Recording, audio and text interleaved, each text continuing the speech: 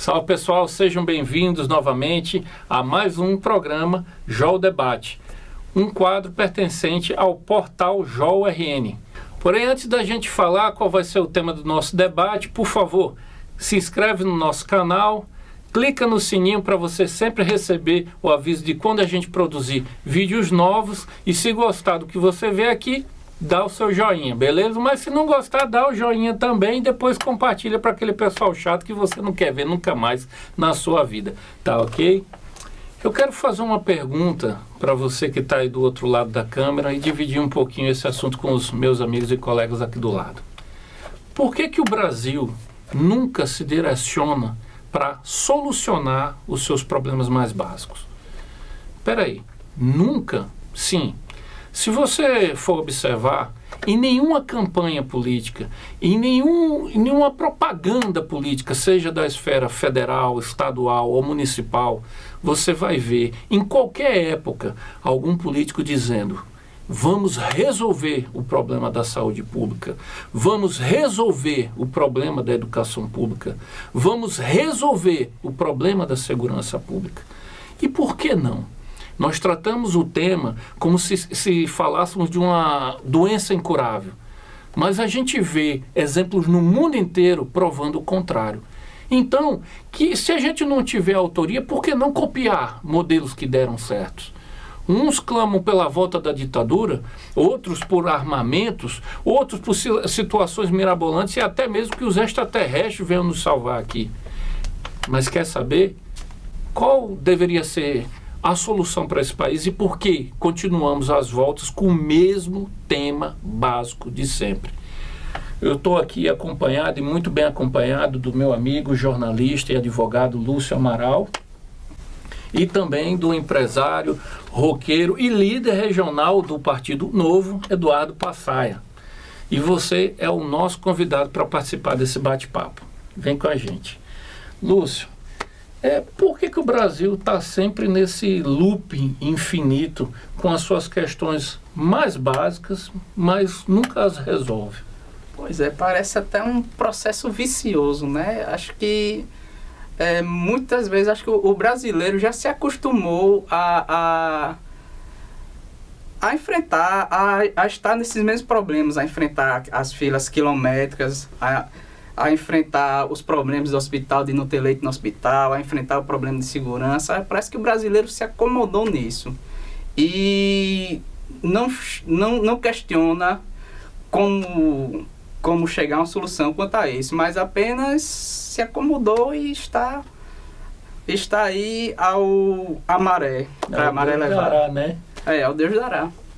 E você, Passaia, o que você acha? Você que está há tempos lidando não só pela esfera prática como empresário, mas também agora como líder de um partido político. Rapaz, eu tenho uma opinião um pouquinho mais catastrófica. Por incrível que pareça. A minha visão é pior do que a de vocês com relação a isso. O que é que acontece? Eu andei muito agora em 2018, durante essa campanha. Andei demais. Quer dizer, não tanto quanto deveria ou quanto gostaria, vai. Os políticos sobrevivem disso. Os políticos sobrevivem de prometer. Da não resolução, né? Da não resolução dos problemas. Essa política que a gente está acostumado de dizer para o povo, eu lhe prometo isso, se você votar em mim eu vou lhe dar um emprego, se você votar em mim eu vou trazer água, se você votar em mim não vai faltar comida. Isso é o básico, isso é o simples, isso é o que a gente escutou, o que eu escutei de várias pessoas, principalmente no interior. Aqui na capital, talvez seja mais complicado manter esse tipo de política, esse tipo de maneira rasa de tratar com os problemas, né? Eu não vou dizer que as soluções são fáceis, não são, porque a gente chegou num ponto em que muita gente olha e fala, não tem mais jeito. Saúde pública está acabada, a educação está acabada, mas se você for pensar em vários exemplos que a gente tem de países que estiveram piores do que a nossa situação, Coreia do Sul, por exemplo, é um desses casos. No pós-guerra, anos 50, a Coreia do Sul era um país paupérrimo. O Japão totalmente destruído, a Alemanha... Perfeito, né, mas o Japão ainda teve ajuda e tal. A Coreia não, a Coreia a Coreia saiu do zero, entendeu? Falou qual é o ponto nevrálgico, onde é que a gente tem que ir? Educação básica. Me permita só ilustrar um ponto desse que você colocou sobre esse ato de prometer, de ser prolixo, né? Nesse tempo. Eu acho que o cúmulo disso, eu estava lendo isso outro dia, a transposição do São Francisco, ela foi proposta, parece assim, a solução do século XXI, né? Parece que estão construindo o São Francisco, né? Mas você sabia que ela foi proposta por Dom Pedro? Dom Pedro, claro. Não sei se primeiro ou segundo. Foi o segundo, né? Dom Pedro II. Caramba, desde Dom Pedro II já existia como fazer a transposição e não foi feito, né? E quem se propôs a fazer, fez errado, fez gastando mais do que era para gastar, tanto que o TCU já mostrou que tem um monte de roubo, né? E era para estar pronto 2011, 2012, sei lá, alguma coisa assim. Estamos em 2019 e não vai dar certo. Não chega. Quantas cenas a gente viu de locais em que tá vazando água, que teve que suspender e tal. Que o Brasilzão. Fazendo ligações clandestinas, normal. Né? Foi algo que inclusive aconteceu no programa de adutoras daqui. E me permita, eu queria perguntar uma coisa ao Lúcio, porque o Lúcio ele tem uma opinião privilegiada nesse sentido também, por trabalhar no CREAS, né, e ter esse contato com as agruras sociais, assim, no seu foco mais feio, talvez, que é a violência contra as famílias, né? Eu acho que você tem tido um contato mais acurado, mais próximo com essa realidade, né? Na verdade, eu diria, as consequências dessa não resolução, né, que atinge as famílias. Você que lida com isso, Lúcio, como é que você vê assim, a consequência da educação não resolvida, da segurança pública não resolvida, da saúde pública que não se resolve, em relação a essas famílias atingidas pela violência social? A gente vê diretamente nessas famílias, né? Porque a gente vê de família destruídas mesmo, questão dentro da violência, da falta de conhecimento, tudo pela falta do básico, que é a educação.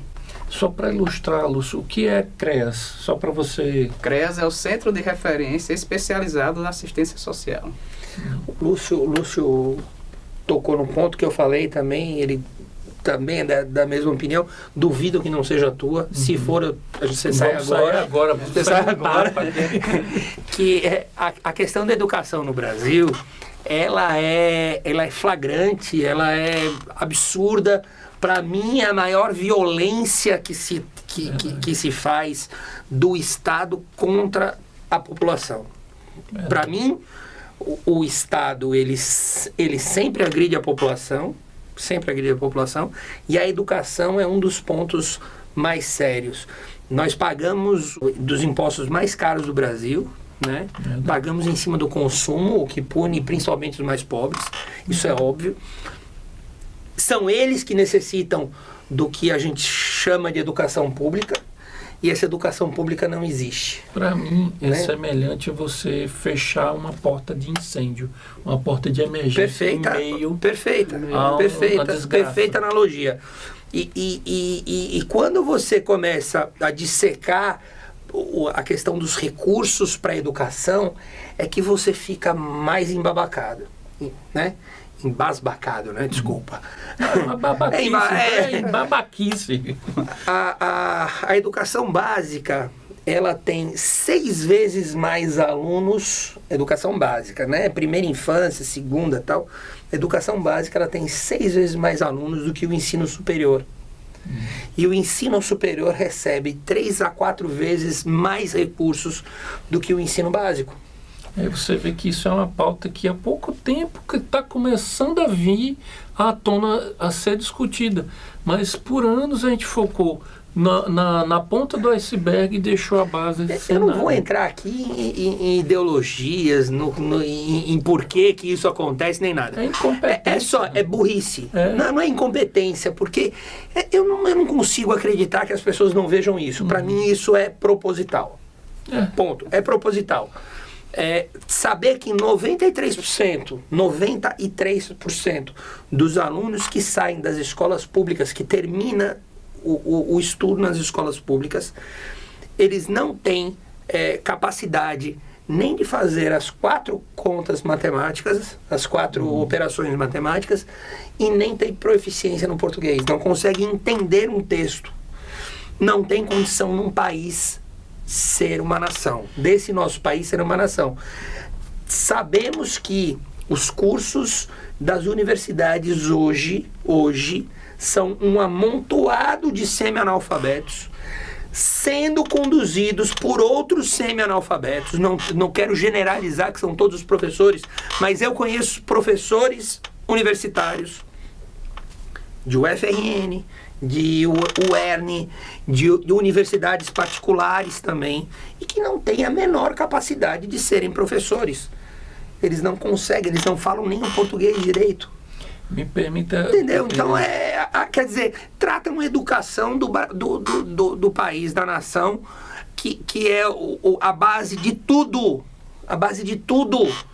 É daí que você tem a capacidade de ter cursos técnicos, que hoje curso técnico e nada é a mesma coisa, porque no Brasil o curso técnico não é valorizado. Resolveram dizer que todo mundo tem que ter um diploma, e não é assim, no mundo inteiro não teria que ser aqui no Brasil do mesmo jeito. Então, quer dizer, nós estamos formando analfabetos. São analfabetos em que eu já vou terminar, prometo. Não pode falar. Mas é porque realmente a educação é um negócio que me toca muito. Dói. Essa desfaçatez que tratam a educação. Saber que a educação, por ser a base de tudo, ela reflete também na questão da produtividade do povo brasileiro. Entendeu? Um alemão é mais produtivo do que 5 brasileiros. Nós perdemos para argentino, nós perdemos para chileno, nós perdemos para americano, nós perdemos para mexicano. É pela formação, pela qualidade. Eu vou tentar ficar calado um pouquinho. Não, por favor, a gente quer cacete aqui mesmo, a gente quer a gente falando. Me permita falar de uma experiência que isso eu vivi in loco, entendeu? Isso eu passei na UFPB, no curso de zootecnia, que fica no campus de Areia. Isso, se eu não me engano, foi em 95, 96. E eu vi isso que você está falando. Eu tinha 10 anos de idade. Pois é, cara, eu também era pequenininho, porque com 5 anos eu já entrei na universidade. E foi uma situação que eu fiquei abismado. Eu tinha acabado de entrar no curso de zootecnia, né, que graças a Deus eu fui para jornalismo, não por causa do curso, mas porque eu não tenho nada a ver com a área. E quando eu cheguei lá, começaram as aulas, acho que foi no 2º mês, no 3º mês, a instituição decidiu paralisar o curso e oferecer o que eles chamaram de proficiência, curso de proficiência, que nada mais era do que o seguinte fato: o nível de educação básica de grande parte, eu digo grande mesmo, a grande maioria dos alunos que entraram, era tão ruim em questão de matemática, português e coisas elementares, e até mesmo o inglês mais básico, que o curso precisou parar para, acreditem se quiser, ter um professor ensinando aritmética, gramática básica, inglês básico, the books on the table. Entendeu? Eu fiquei de bobeira. Quando começaram a ensinar, somar, dividir, subtrair, eu falei, peraí, tem alguma coisa errada. eu passei para um curso superior. E aí a universidade ofereceu a opção da gente fazer uma prova de proficiência para ser liberado daquilo. Mas o curso basicamente parou. Peraí, você tinha que provar dentro da universidade. Depois de ter passado você fez um vestibular para estar lá dentro. Exato. Ok, tá certo. Foi isso É dentro justo. da UFPB, no campus de Areia, curso de isotecnia. Entendeu? Isso foi uma coisa assim que eu nunca esqueci. E isso durou por coisa de uns 2 meses, para até que se chegasse num nível razoável para os professores conseguirem dar aula. Porque o nível estava tão ruim, mas tão ruim, que os alunos que estavam ali sequer conseguiam compreender. Aí você fala, como é que o cara passou no vestibular? É simples. O curso de isotecnia, naquela época, pelo menos, a concorrência era somente de 0,5 para 1. Ou seja, amigo, você assinou, não zerou, chutou qualquer porcaria e você entrava, certo? Então o cara tinha que ser assim, quase que um analfabeto funcional para não entrar, entendeu? Não estou dizendo que seja mérito do curso ou demérito do curso, mas isso eu vi, isso acontecer. A pessoa que vai estar nos assistindo, ela vai perguntar, pô, mas esses caras só estão metendo pau, né? Não. E não estão falando de como resolver a situação. Não. Olha, ninguém aqui é perito em nada disso do que está sendo conversado. São opiniões. Um amigo meu de Salvador que fala, hoje todo mundo é tudólogo, né? Rapaz, eu me considero um tudólogo, porque eu gosto de estar procurando saber sobre tudo. A questão aqui, acho que o ponto essencial é como você falou, é entender as coisas que acontecem no resto do mundo e buscar soluções. Eu não imagino, eu não consigo entender sistemas perfeitos. Sim, eu não acho que existam sistemas perfeitos. Né? Eu acho que a perfeição é algo a ser buscada. É algo a ser... Né? Você vai entendendo, vai vendo onde é que você pode melhorar e ir atrás. Eu, por exemplo, eu não consigo entender e ver no mundo inteiro algo totalmente público. E isso daí eu apanho demais, né? Tem um monte de gente brigando. Não, mas é muito esmiúça isso para que nós eu não consigo ver no mundo inteiro nada que seja completamente público funcionando, sendo o melhor. Pode ter até em um lugar ou outro que seja, poxa, isso daqui, olha que bacana, isso daqui é público, é de graça. Não existe nada de graça, você está pagando. Tá? Mas isso daqui, a pessoa aqui, ela consegue estudar direitinho. Sim, mas não é o melhor. A nossa Constituição, falando de Brasil, a nossa Constituição, para mim é uma Constituição pervertida. Tá? É uma Constituição pervertida, ela não é uma Constituição focada na realidade. Ela veio de um mundo de Nárnia, é utópica. Ela veio de Nárnia, ela diz lá que você tem direito a tudo. Mas não diz de onde vai sair dinheiro, como vai se criar, se vai sair da árvore ou de onde vai sair. Então, eu acho que precisamos colocar os pés no chão e entender. A Constituição de 88, ela é utópica, como o Lúcio bem disse, né? A partir disso, a gente tem que vir para a realidade, entendeu? Até pegando o gancho nisso daí, eu gostaria de trazer alguns números e pedir ao Lúcio que comentem também, até trazendo essa base jurídica, né? Isso que o Passar falou a respeito da questão constitucional e a aplicabilidade da lei, né? Porque senão realmente, como você disse, ela se torna utópica, mera fantasia ou viagem mesmo, né? E só para a gente trazer, houve a criação de um ranking da educação pela OCDE, né, que é a Organização para a Cooperação e Desenvolvimento Econômico. Organização essa que, inclusive, no governo Bolsonaro, houve um grande esforço, né, até por indicação do Donald Trump, para que o Brasil fizesse parte dela também. Acho que vai começar agora, né? Começando agora, mas já tem bastante tempo que a OCDE mantém esse ranking, né? E para vocês terem uma ideia, num ranking com 36 países, o Brasil fica em penúltimo no quesito educação, só perdendo para o México, certo?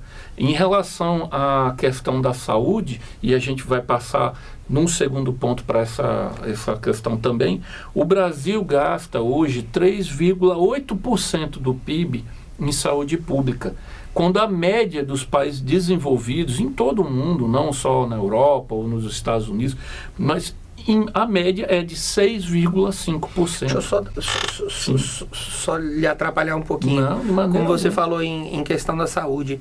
O Brasil é um dos países que mais, eu não vou falar investe, porque investimento você tem retorno, mas é um dos países que mais gasta. Falou tudo. Você falou tudo.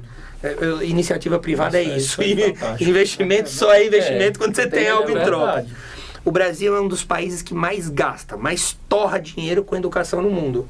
Falou outra maravilhosa, torra. Porque certo? Não é investimento. O problema do Brasil com educação, saúde eu já não vou falar, eu conheço menos de saúde, não que eu conheça muito de educação.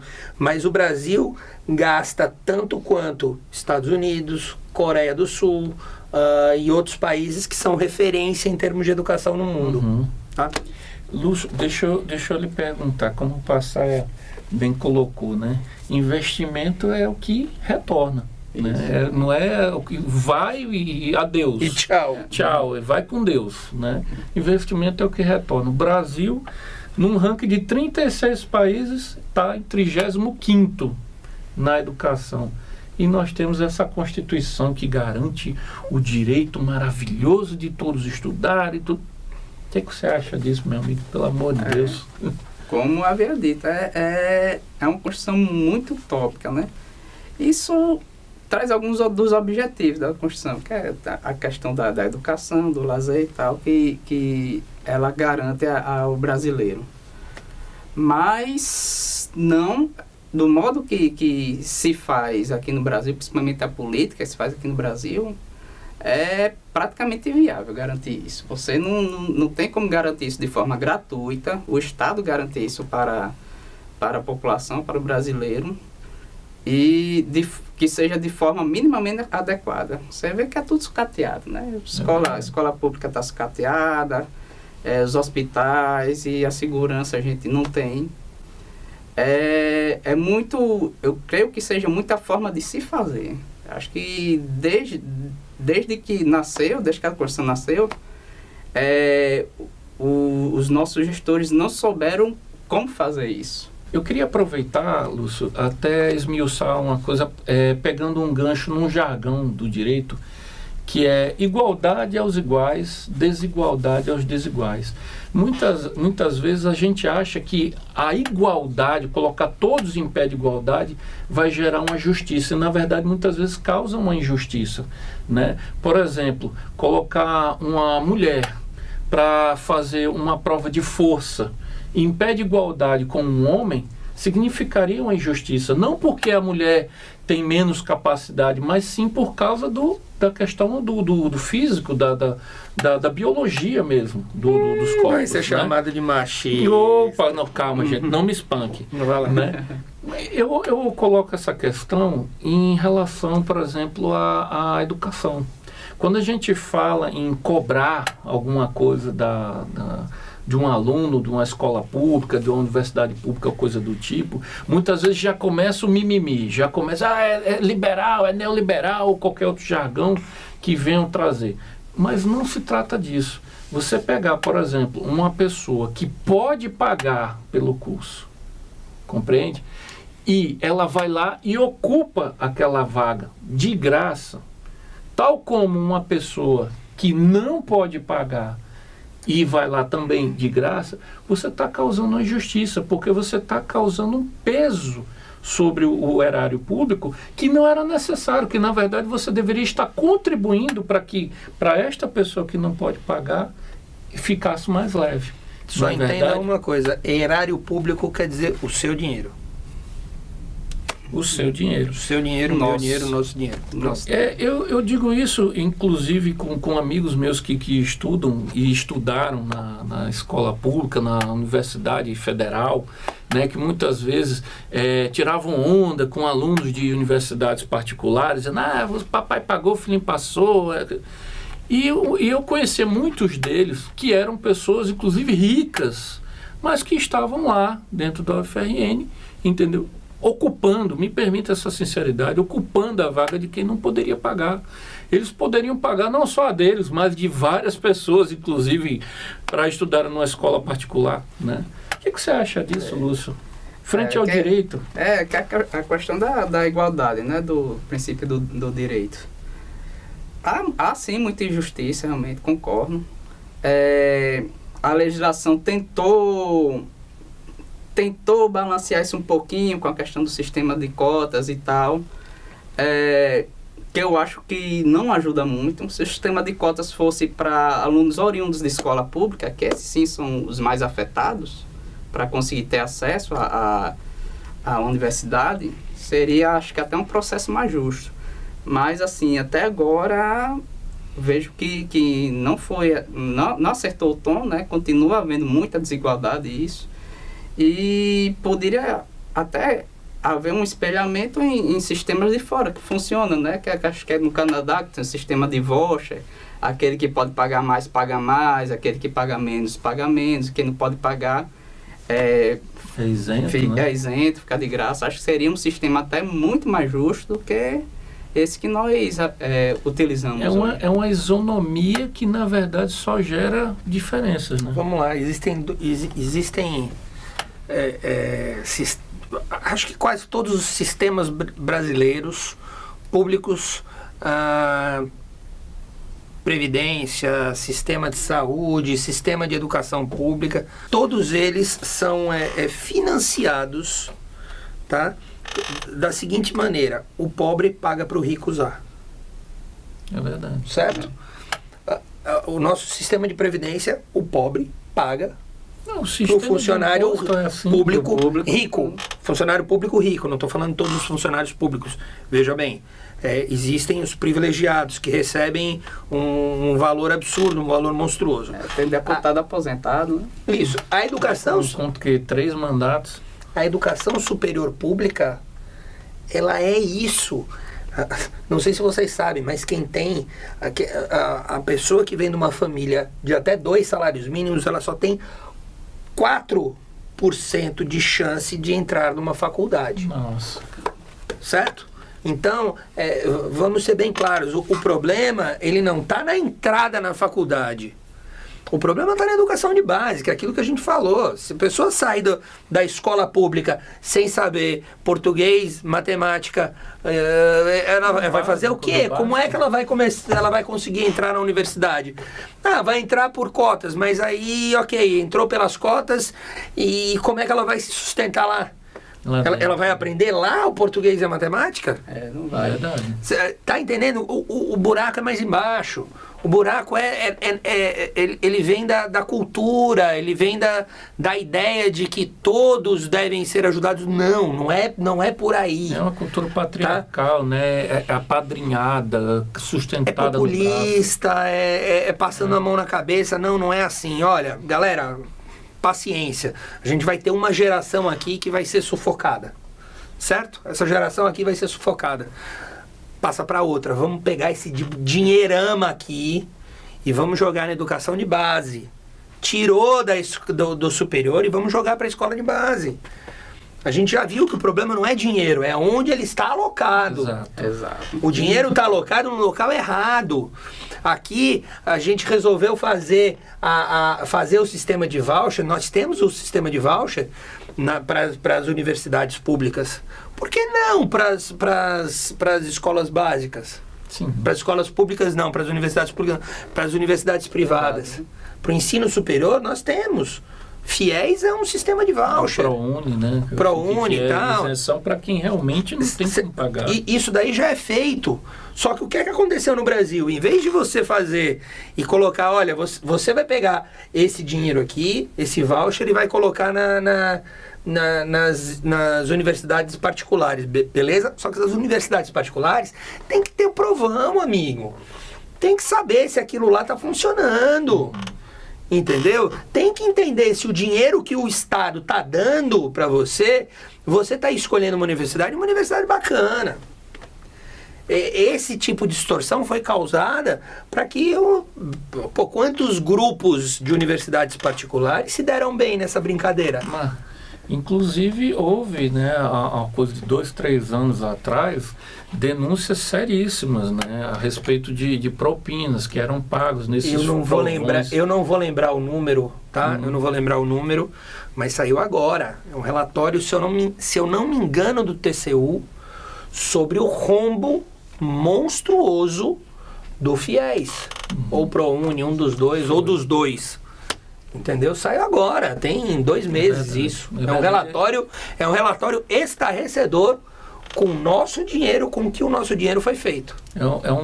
Falando da inadimplência, da capacidade dos alunos de pagarem, que é algo inclusive semelhante ao que ocorreu nos Estados Unidos, que hoje a população que já tem esse sistema já há muitas décadas, mas que hoje tem uma população de jovens recém-formados completamente endividados, começando as suas vidas profissionais completamente endividados. E o Estado também sofrendo com essa inadimplência.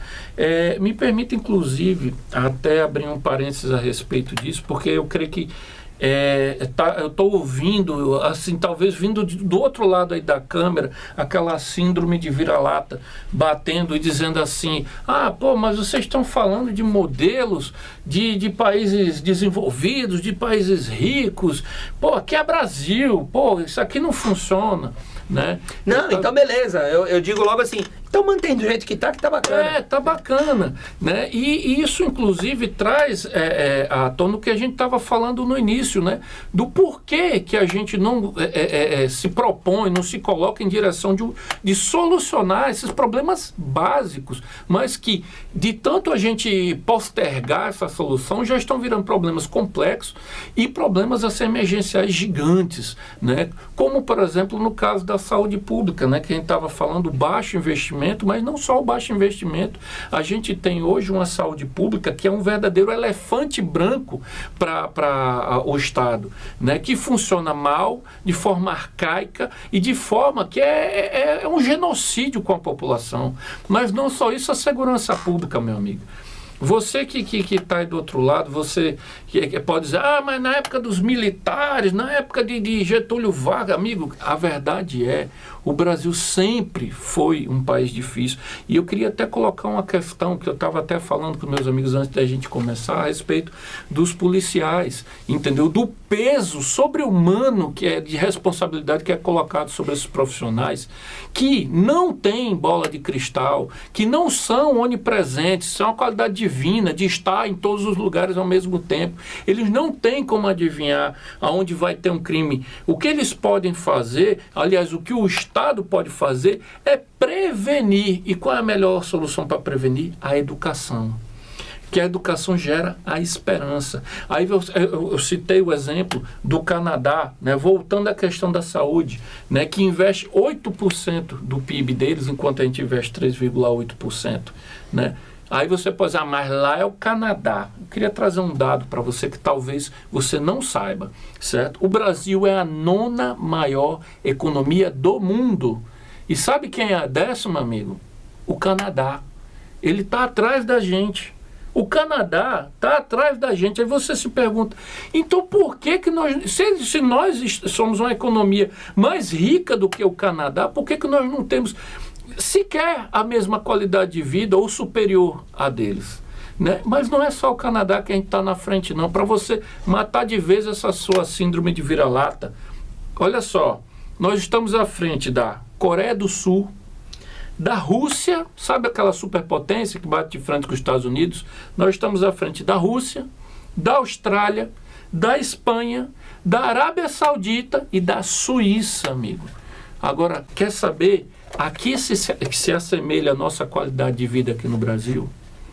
Aos países africanos, aos mais pobres, entendeu? As piores práticas políticas do mundo. O que é que você acha disso, Lúcio? Dessa síndrome de vira-lata que faz com que a gente ache que a gente é os coitadinhos? Esses dados só provam o quê? Que dinheiro a gente tem e estamos usando de modo totalmente errado, totalmente equivocado. É verdade. O ideal seria ver como exemplo os modelos que funcionam, inclusive de países que estão atrás da gente, né? Em questão de dinheiro. Ver, tá funcionando isso aqui, funciona lá isso aí, vamos copiar, vamos ver se implantar aqui, para ver se dá certo aqui. Acho que seriam países que deveriam servir como exemplo para a gente poder usar de modo adequado, de modo correto, o nosso dinheiro. Seria um investimento, não torrar o dinheiro. Que é uma coisa que, inclusive, eu fico sem entender, né? O pessoal falando, vamos voltar à ditadura. Cara, por que eu vou pegar um modelo de 40 e tantos anos atrás, se eu tenho hoje exemplos no século XXI de cases no mundo inteiro que deram certos? Por que eu vou pegar modelos arcaicos em detrimento a esses? Eu vou comparar e novamente, aí eu vou apanhar dos dois lados, eu não me importo não, porque é bacana. Quando você apanha dos dois lados é porque você está certo. Você está no caminho certo. O mesmo fanatismo que a gente tem por parte de uma parte da sociedade é pequena, evidente que é pequena, mas existe dos anos da ditadura, é o mesmo fanatismo que a gente tem por parte aí de mais gente por parte dos anos de PT. É verdade. Os dois nos enganaram. Os dois modelos nos enganaram. Verdade. Enquanto que nós tivemos boa parte da época da ditadura, da época dos militares, trabalhando com um desenvolvimentismo absurdo, com um estatismo monstruoso, com obras faraônicas, gastando o que tinha e o que não tinha, né? Prometendo que é o milagre brasileiro, blá, blá, blá, blá, blá, blá, blá. Terminamos os anos 80 com mais de 1000% de inflação por ano. E o propinoduto da Odebrecht começou no governo militar. Isso é uma coisa que ninguém fala, né? Mas ok. Era de forma diferente, era realmente para enriquecer pessoas, não era para manter vagabundo no poder, né? São coisas diferentes. Mas não deixa de ser bandidagem, tá? Né? Eu só estou colocando a diferença entre um e outro.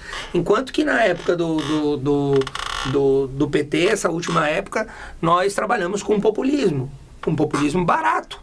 Com populismo óbvio, que estava na cara, nada, né? Que não resolvia. Prometeu, e daí a parte final veio com a questão também do desenvolvimentismo, do estatismo da Dilma, colocando dinheiro, abrindo a torneira, que é, toda vez que se abre a torneira, expansão de crédito, tá? Primeiro baixar juros na canetada, e abrir crédito foram as causas de todas as grandes crises que a gente teve no mundo até hoje. A crise de 29, expansão financeira, expansão de crédito entre os anos 25, 26, 27, deu na crise de 29. As bolhas, né? Todas as bolhas, a bolha de 2007, 2008 nos Estados Unidos vem da expansão dos créditos podres, com a agência, né? Poucas pessoas dizem, poucas pessoas falam, mas veio do governo americano, de duas agências, chamada Fannie Mae e Freddie Mac. Poucas pessoas sabem disso, são agências estatais. Então, a gente veio desses dois tipos de sistemas que nos enganaram, que veio dizendo, olha, nós temos a solução é simples, é abrir, é dar dinheiro, é fazer dinheiro. Ciro veio com essas ideias também agora para essa campanha, Ciro maluco, menino maluquinho. E não é assim que as coisas funcionam. As coisas elas funcionam dando para o mercado. O mercado vai fazer com que as coisas funcionem. E isso também a gente tem que parar de imaginar que, por exemplo, as universidades particulares, elas são um horror. Não são. No mundo inteiro elas funcionam. É o sistema brasileiro que transformou-as desse jeito. A saúde, na maioria dos países, ela não é pública totalmente. Você paga algum valor, todos pagam algum valor para ter acesso, são seguros, tal. Aqui no Brasil não é assim. Verdade. Não adianta, gente. As coisas... No Canadá Canadá mesmo, né, que a gente citou aqui, apesar de que inclusive a população considera a saúde pública como um orgulho nacional, entendeu? Investe 8% do PIB, mas a população também paga uma pequena parcela em forma de seguro, que é como se fosse, eu pago um pedaço, você paga outro pedaço da conta e todos nós saímos satisfeitos. Fora a desvinculação, por exemplo, da questão da estrutura de saúde do Estado. Não existem hospitais públicos, existem sim hospitais prestadores de serviço ao Estado. Não existem consultórios parcerias públicos, né, ou postos de saúde do governo. Né? O que eles fazem? Eles pegam, os médicos têm os próprios consultórios e ganham pelo aquilo que prestam de serviço. É a nossa cultura de odiar o lucro, né? Aqui no Brasil odeia-se o lucro, é feio ficar rico e não é assim, as coisas não são assim, né? Não é porque um fica rico que o outro fica pobre, isso já é uma falácia já desmentida, entendeu? Eu acho que todos podem ficar, eu não estou preocupado se você é rico pra caramba, eu só não quero ser pobre. Entendeu? Vamos criar uma igualdade onde todos, ao menos, do bem para cima. A igualdade, ela não vai existir nunca. A igualdade, ela até porque foi o que a gente... Você não pode querer igualdade de desiguais. Eu não posso exigir ser igual ao Lúcio se o Lúcio trabalha muito mais do que eu. Exato. Não vai acontecer. Não vai nem o ser que justo. precisa, o que necessita é que todos saiam, eles tenham o start, o início de tudo seja com oportunidades iguais. Aí, amigão, é cada um por si. A partir do momento que você tem oportunidades iguais, é aí cada um por si. Não adianta você querer construir uma casa pelo teto. Verdade. Ela não vai ficar em pé. Então é base. É na base que a gente consegue. Não adianta consertar as coisas pelas consequências. Tem que se consertar pelas causas. Só pra gente finalizar também, que infelizmente a gente tá... O Lúcio tá falando muito, tá atrapalhando tudo. Cara, pelo amor de Deus, cara. Jesus. Não, mas só pra gente terminar... O Lúcio tem um poder de síntese que a gente não tem, não tem jeito.